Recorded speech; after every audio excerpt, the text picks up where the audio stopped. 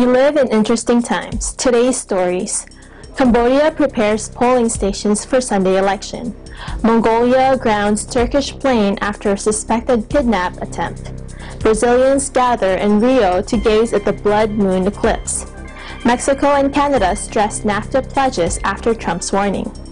Local residents pay respects at scene of Toronto shooting. And Humboldt driver gets bail. Plus, the highlights of the Calgary Stampede and a Canada Day special from Ottawa. This is Eagle News Canada, bringing you stories from around the globe. I am Arnie Aquino.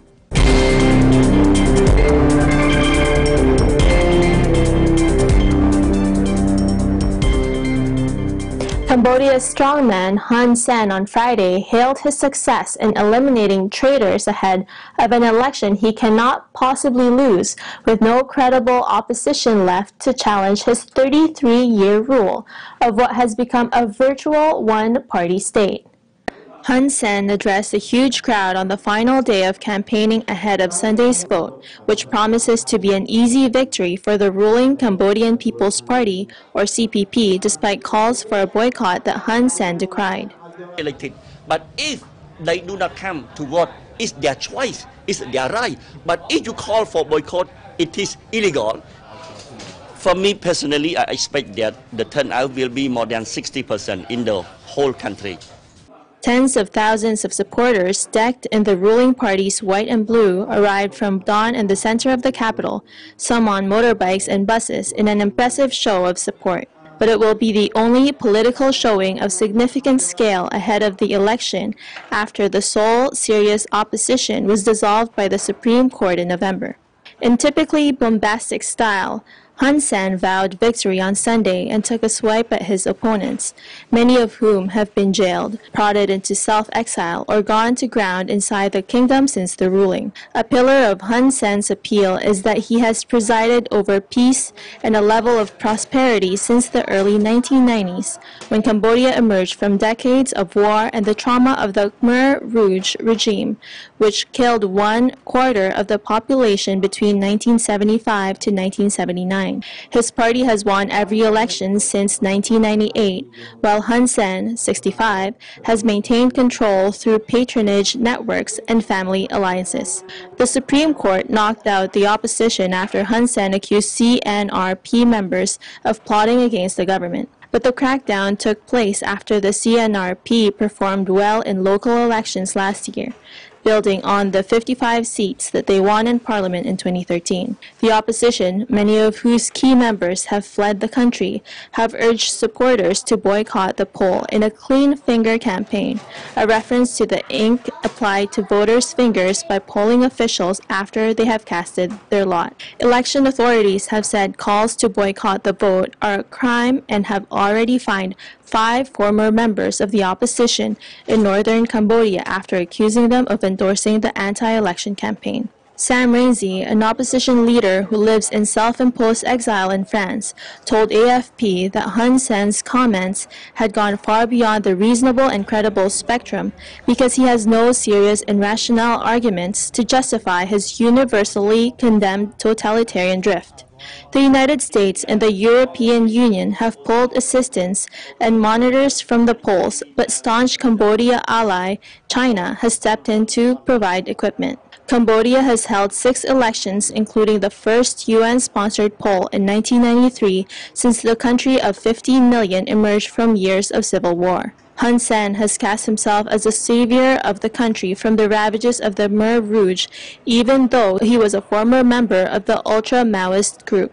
20 other parties are running, but many are obscure and have been criticized for helping legitimize the ballot, which rights groups have slammed as unfair.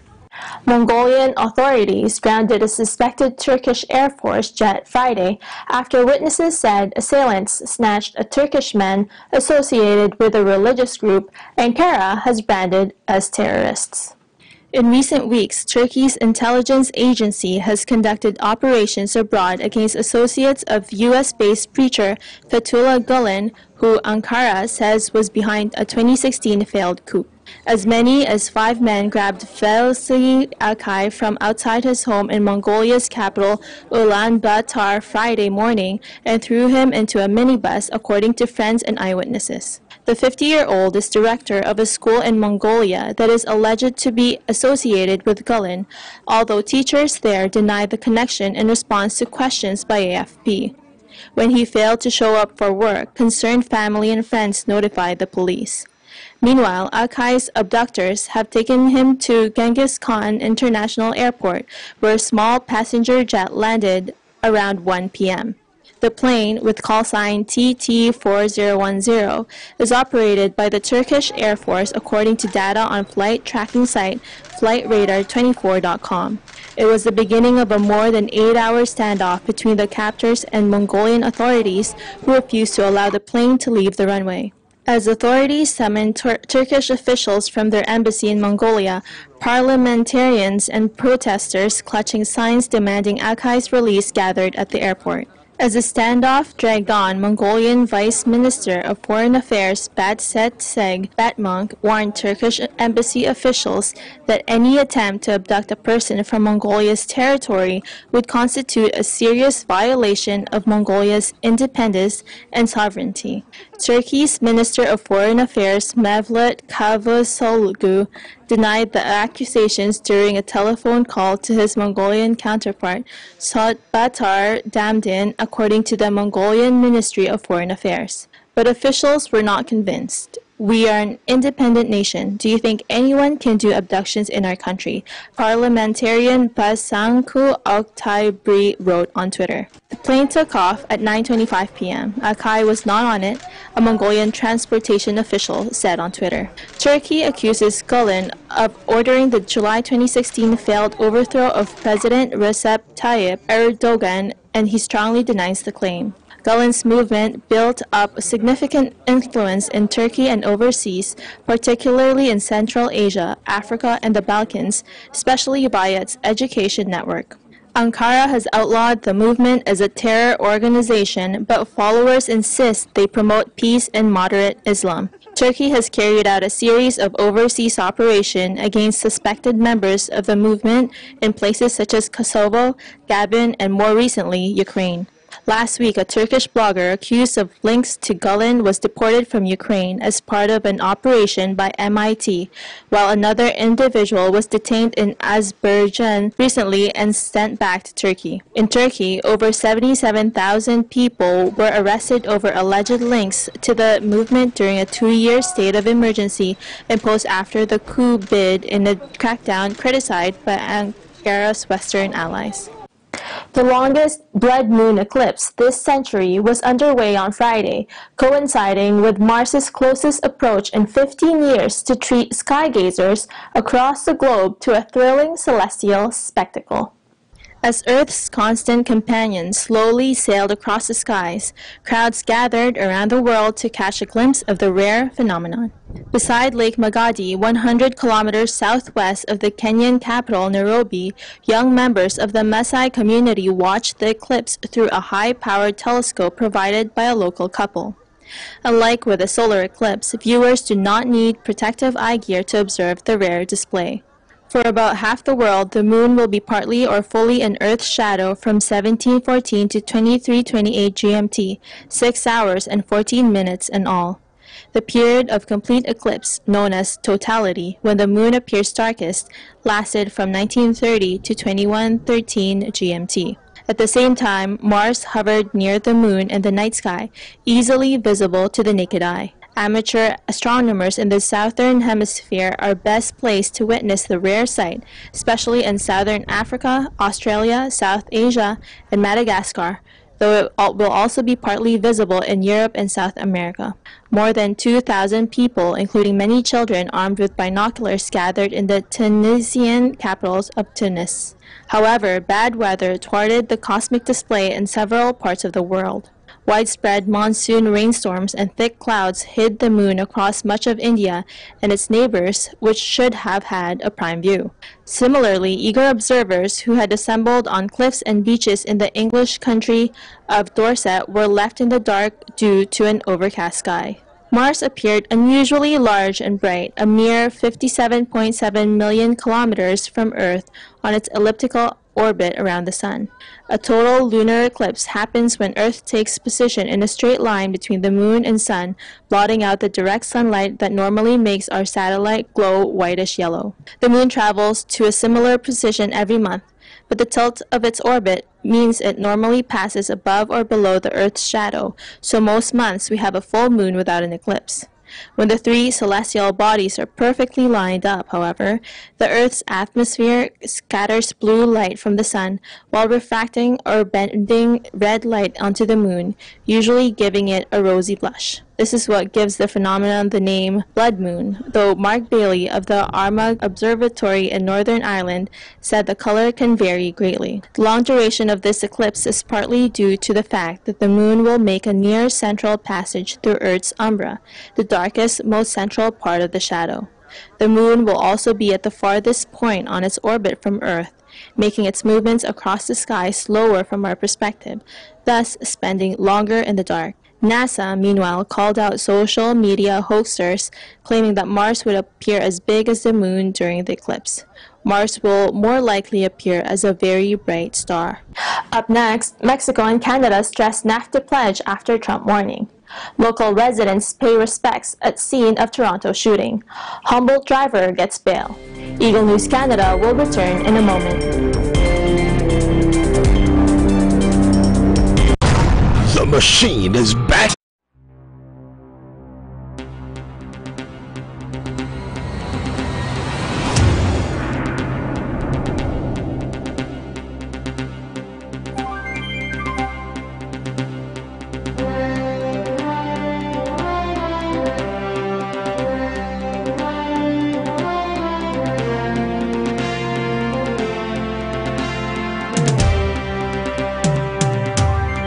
What's up, everybody? Just like snow in Las Vegas being a rare thing, so are opportunities in life. So whenever they come around, seize the moment.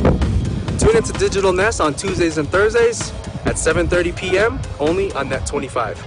I'm Ahmed Santos, your EBC correspondent, always one with 25. Peace!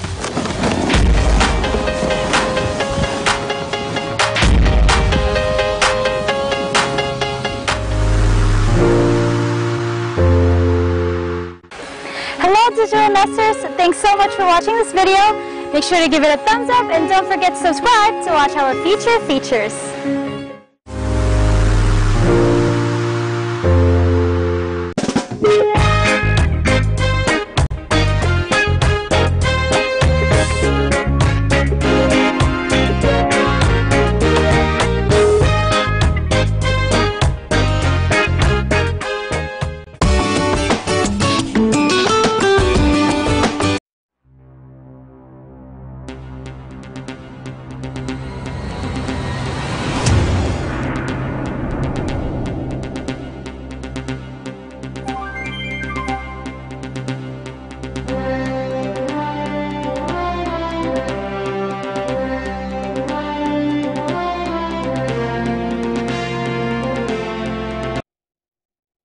Landmarks, Linggo, alas 6 hanggang alas 7 ng gabi.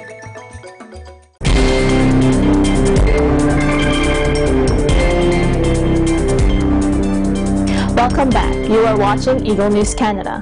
Mexico and Canada reaffirmed their commitment to the NAFTA trilateral agreement on Wednesday, despite a veiled threat from the United States President Donald Trump 24 hours earlier to walk away from the deal.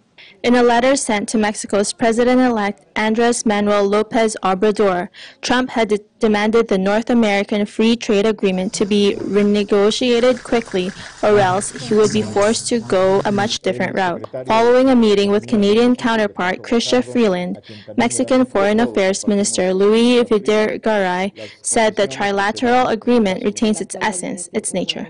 Canada very much believes in NAFTA as a trilateral agreement, and that is simply a statement of the reality. Trade. We know that modernized NAFTA is very much in interest of all three NAFTA countries, and we have been working now for nearly a year on the modernization of NAFTA. We have made significant progress. Talks lasting 11 months now have stalled principally over U.S. demands, notably to increase American content installed in duty-free autos and for the pact to be renegotiated every 5 years. Mexico's Economy Minister Ildefonso Guajardo, who was also at the meeting, said that a renegotiation was almost two-thirds agreed. On Thursday, Guajardo and Videgaray will head to Washington for more bilateral talks with U.S. representatives. Vemos con beneplácito, con entusiasmo, los acercamientos que hay entre el equipo del presidente electo, el virtual presidente electo Andrés Manuel López Obrador y el gobierno de los Estados Unidos, y hemos expresado al equipo del licenciado López Obrador todo nuestro apoyo para que estas conversaciones y estas negociaciones lleguen a buen puerto. Quiero decir también que el ambiente fue muy cordial y desde luego pues que hay una afinidad en muchos puntos, porque estamos hablando de un gobierno que enarbola principios progresistas. NAFTA came into being in 1994, replacing a previous bilateral pact between the U.S. and Canada. Trump, though, has repeatedly attacked the agreement, claiming it has cost Americans jobs. Freeland will also meet with both incumbent Mexican President Enrique Peña Nieto and anti-establishment leftist Obrador, who takes office in December 1st. Obrador officials were invited to Wednesday's talks as observers. Toronto police were seeking to determine a motive on Monday after a 29-year-old man opened fire with a handgun on restaurant goers and pedestrians in a busy neighborhood of Canada's largest city overnight, killing 2 people and wounding 13. The suspect, who has not been identified, was found dead in a nearby alley after an exchange of gunfire with police. Video footage posted by Canadian media showed a man clad in black walking on the sidewalk in Toronto's Greektown neighborhood and suddenly pulling out a handgun and shooting into a restaurant. Toronto Police Chief Mark Saunders said an 18-year-old woman and a 10-year-old girl were killed and 13 people aged 10 to 59 were wounded, some seriously. Commemorate the people who got injured, the little girl who died. I wish Toronto come back and be a safe place again. Saunders said police would not release the gunman's name at this point because of an internal probe into the exchange of gunfire with the police. Detective Sergeant Terry Brown said police were seeking a warrant to carry out a search of the residence of the suspected gunman. Witnesses said the shooting rampage lasted just a few minutes and sparked panic in the popular neighborhood of bars and restaurants. Andrew Mancios told the Globe and Mail newspaper that he was having coffee with friends when shots rang out around 10 p.m. Mancios said he saw a man with a horrible expression on his face shooting at a crowd of people waiting to cross the street. Witnesses reported hearing at least 20 shots during the rampage on Danforth Avenue, Greektown's main drag. Police officers located the man on a cross street and an exchange of gunfire took place. Jody Seinhauer told CBC that she was at a restaurant with her family when she heard what sounded like 10 to 15 blasts of firecrackers. She said she was told to run to the back of the restaurant. Ontario's new Premier Doug Ford called it a horrific act of gun violence and said his heart went out to the victims. The shooting rampage comes amid concern over a surge of shootings in Canada's largest metropolis. Canada traditionally has relatively low levels of gun violence, particularly compared with the neighboring United States. Tory, the mayor, said the shooting is evidence of a gun problem in Toronto. According to police figures, as of July 14, there were 220 shootings in Toronto this year, with 27 fatalities. There were 196 shootings with 17 deaths in 2017. Last week, Toronto police began implementing a gun violence reduction plan that includes having 200 extra officers on shifts in specific neighborhoods between the hours of 7 p.m. and 3 a.m. when most shootings occur. The Greektown shooting comes 3 months after the city was shaken by the deaths of 10 people killed by a man with an apparent grudge against women who drove into pedestrians on a street in Toronto's North End. The driver of a transport truck that killed 16 people has been granted bail. Thomas Likeness for the report. The driver of a transport truck that collided with a charter bus in the Canadian province of Saskatchewan, killing 16 people, has been granted bail. 29-year-old Jiskirat Sidhu has to post $1,000 bail and surrender his passport. He is not allowed to drive. 10 members of a junior hockey team were among the dead. Police arrested Sidhu earlier this month at his home in Calgary. He is charged with 16 counts of dangerous operation of a motor vehicle causing death and 13 counts of dangerous operation of a motor vehicle causing bodily harm. If convicted, he could face several years in prison. Sidhu appeared in court last Tuesday in Milford, Saskatchewan. He will be back in court August 21st. Police aren't commenting on the evidence they have gathered, but they do say more than 120 people were involved with the investigation. As well as collision reenactment, police conducted more than 60 interviews and took over 6,000 photographs. Investigators analyzed all of the documentation available, including the driver logbooks. Police used 3D technology and drones to gather additional evidence. The crash happened April 6th, when a bus carrying the Saskatchewan Junior Hockey League's Humboldt Broncos collided with a semi-trailer truck. The team was on its way to a playoff game. As well as 10 players, the crash claimed the lives of the bus driver, a trainer, the coach and assistant coach, and a play-by-play radio announcer. The story garnered international attention. People from around the world contributed $19 million to an online fundraiser. Thomas I. Likeness, Eagle News. I'm one with 25.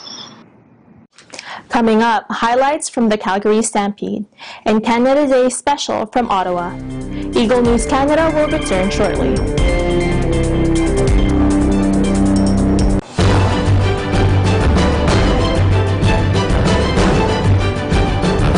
Eagle News teams are fair. Sa impeachment complaint laban kay Supreme Court Chief Justice Maria Lourdes Sereno, ang ilang Ang maestrado rekomendasyon na makasuhan ang mga sangkot kasama na ang mga opisyal ng customs. Hardworking.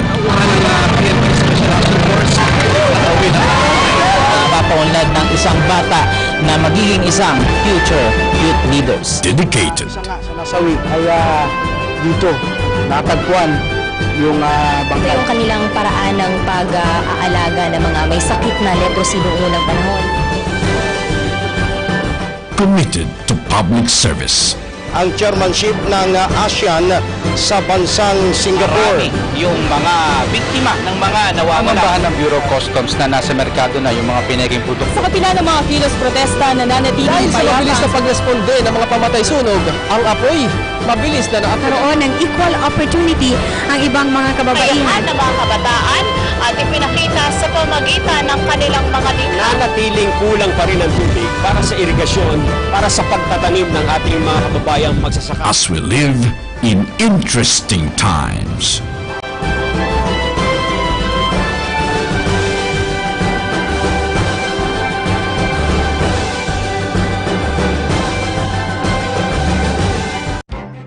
Events happen around us all the time, in our community, in our country, around the world.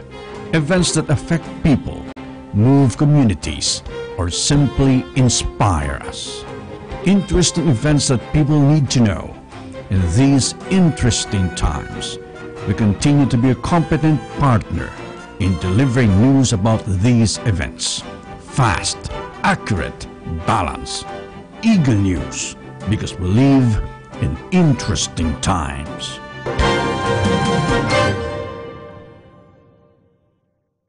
Letters and Music, Lunes hanggang Biyernes, 1:00 hanggang 2:00 ng hapon.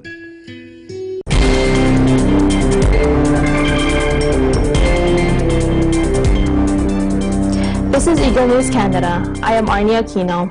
Tiffany Alasasis takes us to this year's Calgary Stampede. Here we are at the Calgary Stampede. Let's go take a look and see what's inside. This is much more than a 10-day event with midway rides. The Calgary Stampede is a gathering place that hosts, educates, and entertains visitors from around the world of all different ages. The Stampede's purpose is to preserve and celebrate Western culture and community spirit. Every year, the Stampede kicks it off with the annual parade in downtown from 9 a.m. until 1 p.m.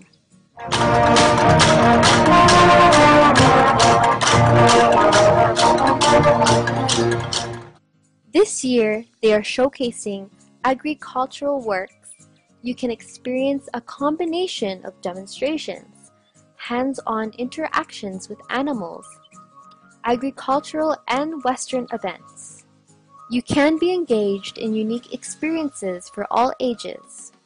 There's also a daily rodeo show that starts at 1:15 p.m.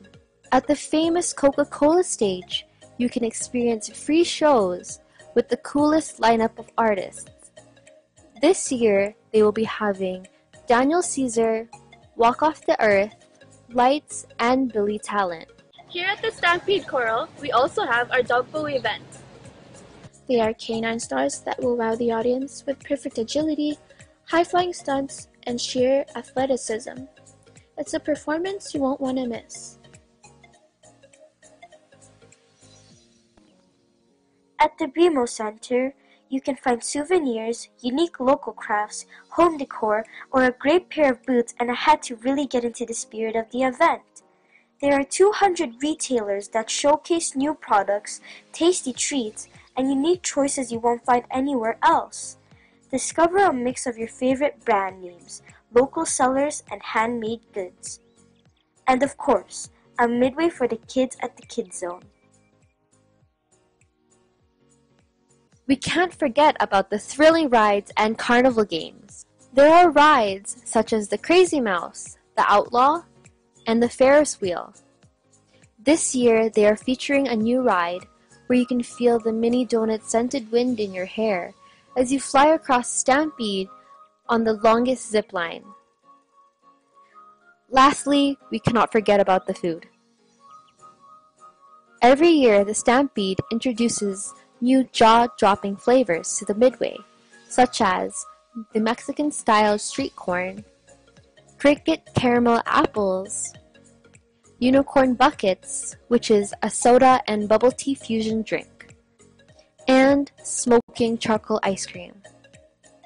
These may seem crazy and cool, but we can't go wrong with the most famous mini donuts. I am Tiffany Alisasis, Gianna Mariano, and Kendra Diosero. We are one with 2-5. Now let's hear about Canada Day celebrations in Ottawa from Andre Lajoie. Andre? This year, July 1st, 2018, marks the 151st celebration of Canada Day. Canadians across the country will show their pride and culture, rich history, and diversity greatest accomplishment to the world. Here at the nation's national capital in Ottawa, Canada, the Canada Day celebration will take place in major sites at the Parliament Hill, the Major Seals Park, and the Canadian Museum of History. Musical performance can be experienced at the Parliament. Musical art, historical, and cultural workshop can be experienced at the Canadian Museum of History. And lastly, to wrap up the whole day, Canada Day celebration, a dazzling firework display lights up the whole Ottawa and Gatineau region with 15 minutes pyro-musical firework display. Celebrating Canada Day, this is Andre Lajoie. I am one with 25. Thank you, Andre. That is this week's Eagle News Canada. Join us next week for stories that matter to you. Visit our websites at eaglenews.ph and eaglenewslive.com. Like us on Facebook, and follow us on Twitter at twitter.com/eaglenewsph. Thank you for watching. I am Arnie Aquino. I am one with 25.